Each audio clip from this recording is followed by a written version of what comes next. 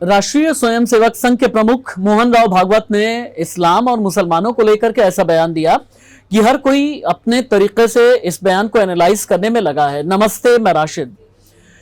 मोहन भागवत का यह कहना है कि इस्लाम की पूजा सिर्फ भारत में सुरक्षित तरीके से चलती है। कुछ धर्म भारत के बाहर के थे, बाहर वाले तो चले गए, अब उसमें सुधार करना हमारी जिम्मेदारी है।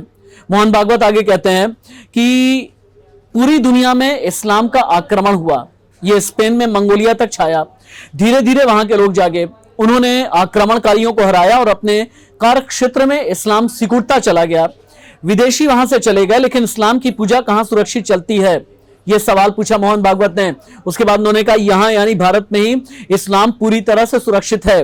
भागवत ने कहा कि भारत की एकता और अखंडता के लिए हर किसी को प्रयास करना जरूरी है।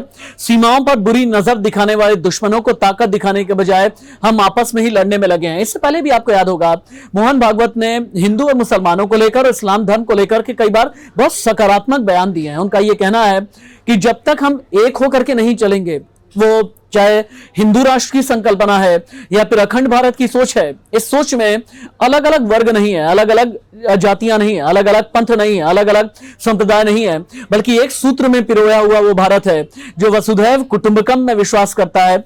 ये इससे पहले भी मोहन राव भागवत कह चुके हैं। मोहन भागवत ने अभी कहा कि हम एक देश हैं, ये हम भूल रहे हैं।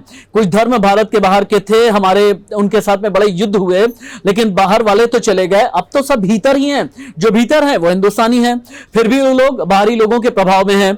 हमें समझना होगा कि वो हमारे लोग हैं, यानी रेडिकल्स पर, जो कट्टरपंथी हैं, उनकी सोच पर सीधे तौर पर मोहन भागवत ने वार किया है। और हाँ, एक बात यह भी उन्होंने कही कि जो लोग अपने आप को बाहरी सोचते हैं, उनकी सोच में कोई कमी है, उसमें सुधार करना हमारी अपनी जिम्मेदारी है। नमस्ते।